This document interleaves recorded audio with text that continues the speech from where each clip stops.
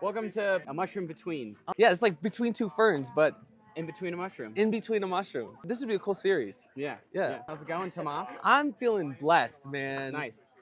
Well, I'm here because I got really cool homies, and my buddy Will from Myco Symbiotics was like, yo, I'm going on this Myco pop-up tour from Myco Fest to Telluride. Do you want to join? And I was like, what? Say less. So I threw him in edition 8 of the Mycozine, and I put myself photoshopped in the back. If you look in there, I put the mushroom hats on them, and I put myself in the back. Ooh, I see that. Nice. But yeah, this is my 3rd mushroom tour across the country. I've been participating in like these mushroom psychedelic kind of events, going around advocating, talking about potency testing, as well as just like how to get out in nature, forage, and all that jazz. And so after Myco Fest, Will and the gang and all of us drove through northern Wisconsin, the UP, Minnesota, had a couple of events along the way in Denver as well, and made it out here for the Telluride Mushroom Festival. Nice. Is this your first time at the Telluride Mushroom Festival? It's my first time in Telluride, Colorado. Oh, really? Mine too, actually. Fucking sick. Been here for years, but I've never been to the festival or Telluride, so yeah, I'm glad I can experience this first 44th annual Telluride Mushroom Festival with you, actually. So. For real, dude. This place is surreal. Like, if you could just see these, like, we're just in the middle of town, and there's these enormously beautiful mountains constantly. Yeah, right in the middle of like a valley, and you're surrounded by just beautiful landscape, and it's awesome. I mean, unfortunately, some of our colleagues that work for MyCOLover at the farmers market in Denver, and it was like 100 degrees. Right. And we're sitting in like 60, cool It's just mountain, like spring weather. I guess early fall maybe, but I don't see any leaf changes or anything. But it's beautiful. Bro, it feels like spring because like the snow melted up at the top of these mountains, and so it's just real lush, and all of these things are growing. I found some boletes out in nature, just walking around by the gondolas, and they have gondolas as their public transportation. Like, what the hell are we even talking about? This shit is crazy. Yeah. And so the whole town becomes a mushroom fair for a week, and they had the coolest mushroom parade yesterday. Like, did you go through that? Oh yeah.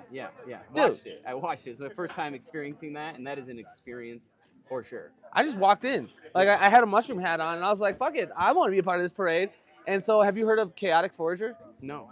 Okay, so this lady, she's like another one of these mushroom influencers, like goes out in the woods and does really cool videos. She was dressed as a Chlorosaboria, I think it's called. I don't know, I ended up Googling it later.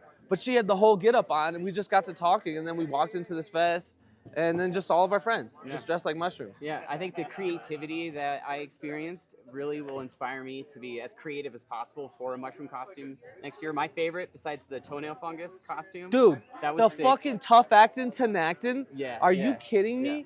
That was hilarious. Yeah, and I think for me, I think one of those creatives that I saw, maybe it's been done before, were the puffball costumes, where they would squeeze and they would have spores flying out of their neck. Oh, I didn't see that. Oh, That's was cool. The cordyceps was pretty cool too. I mean, just the military, the gang of cordyceps. Yeah, I didn't know what that was for a minute. Yeah, who are these orange aliens walking around? Yeah, some guy was yelling, "Why are you carrots in a mushroom festival?" And right, like, cordyceps, and they had caterpillars in their feet. So I was like, ah. Oh, they had caterpillar. Yeah, they had caterpillars. Oh, that on is their feet. funny. Yeah, dude, that's so cool. Yeah. I was with this guy right over here. I found my first cordyceps. Was that 2 weeks ago? A week ago? 3 weeks ago. Jesus, we've been on a tour for about a month now, and we were at this Entheome research station out in Blakesley, Pennsylvania. He took us on this ridiculous hike that my body still hurts from 3 weeks later, but I'm like walking through the woods, and all of a sudden I see a Cheeto sticking out of the ground, and then you go digging underneath the Cheeto, and there's like a beetle. Like this big. Is the craziest shit I've ever seen. Yeah. Have you ever found them? No, I've never found a cordyceps. I feel like that would be, for me, it's sort of like a rite of passage that I'm very excited, and I'm going to be very stoked when I do. Same thing with any Eraceum. I've never found one of these in the wild. I've seen so many different types. Yeah. And like when you told me there was like 12 different in your lab, I got geeked because then when I first saw the mobile lab, when I walked up to Telluride, I was like, oh shit, these do look different. You know, like you clearly have different phenotypes. We have different phenotypes, and then what we got this year, one of our first donations was an Eraceum americanum, which is amazing, and I'm just stoked to get that on a plate and start growing it out and see what happens. But just pivoting a little bit to the van, I mean, so you know, my first time here, but what I've seen and what I've experienced with my time in the mycology community in general, I feel like that's sort of encompassing, like it kind of feeds into this festival as well, and it has to do with like with mycosymbiotics and Will and all those guys is the citizen science. 100%. And the innovation and exploration of getting to a space where you are, you know, citizen science that is making real impact on the mycology community is beautiful for me. And we just really want to bridge the gap between the myco-curious to the myco-serious and transfer them eventually to be myco-lovers. Right? Yeah. So, and that's the whole point of the van and MycoReach itself is to be that bridge that can provide the tools, resources, expertise, know-how, or whatever they need for the everyday person to be successful in this really crazy, multifaceted, neglected mega science. So what were your first thoughts on the van, and do you have any kind of ideas or thoughts what the van could be used for in something that you would work on? I have a lot of thoughts on the van, and when I think about how I could use this with the things that I'm already doing, this very much seems like a dope thing to have at the Entheome Research Station. Like doing collaborative things across different citizen scientists that are already doing it. Many of us already have chemistry or biology or whatever kind of science hardcore degrees, but also work with citizen scientists to do this because like so much of this research is nuanced and in the field that like the academic studies really just gives you the framework to do this research correctly or whatever.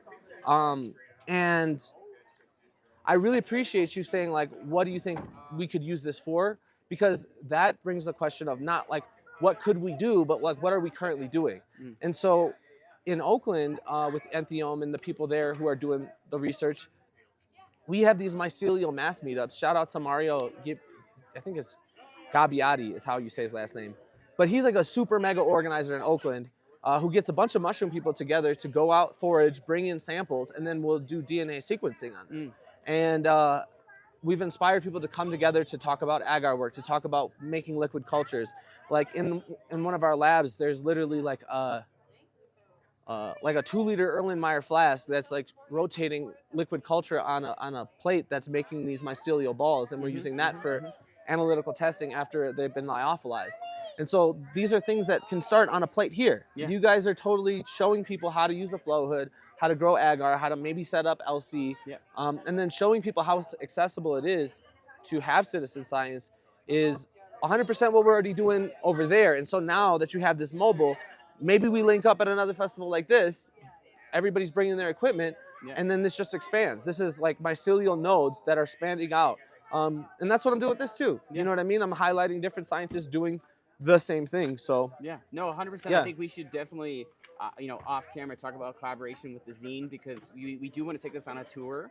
We're going to be at OK Fungi Fest. Jacob gave us an invite. We'd hope to be at Myco Fest and plan out East Coast to West Coast sort of tour, and even popping up at high schools, colleges, whatever. We got invited out to Stanford now, maybe UCLA. But I mean, just having literature for education, for even what's going on in the space, because we've talked a lot about the analytical side, because that's really, it's just crazy. We don't have there's levels to that. Yeah, there's levels to it for sure. Like we were talking to each other with some guy that was here day one, and I think we were on the same page, and we're like, and he's an expert in the field, and I think he wasn't really aligned necessarily, or maybe not to the level of the analytical understanding that we were. So there's a lot of education, even at all levels, from your, even if you already know, if you know what you're talking about, because he was talking about beta glucans and all that, and I'm like, bro, but there's levels to this. There's levels to the levels. But creating spaces like this is huge in furthering that conversation, getting people the ability to have the vocabulary to say these things, and making it accessible. Having this van is super tight, because like that's my favorite part. Seeing a little kid there playing with science equipment and like mushrooms and saying like, oh, I could do this. That's huge, because so many people this is just not an option for. Like as a Latino going through science, I promise you, I was very, very much alone. I didn't see a lot of that going on, and like it's very interesting to see how we can integrate everybody into the scientific understanding, because science is for everybody. It's totally for everybody, and this is really accessible, really cool. I'm super excited to like discuss further how we can coordinate and like keep building this movement together. For sure. I think for us, it comes down to that spark of curiosity Yeah. that inspires an individual to take it up on themselves and build that obsession some way or another. Yeah. And hopefully we can do that over the next year and collaborate together for sure. I don't know if you have anything coming up, anything you want to plug, obviously your socials, obviously the Myco Zine. We'll definitely be collaborating on that and helping spread the message. But any thoughts, last minutes, anything you're excited about, anything you're looking forward to, anything at all?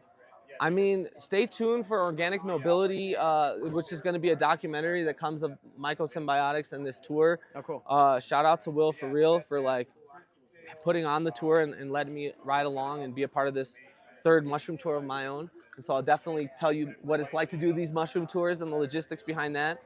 Shout out to Oakland Hyphae and what we're doing. There's going to be a conference in Jamaica next month. Oh, sick. So that'll be cool.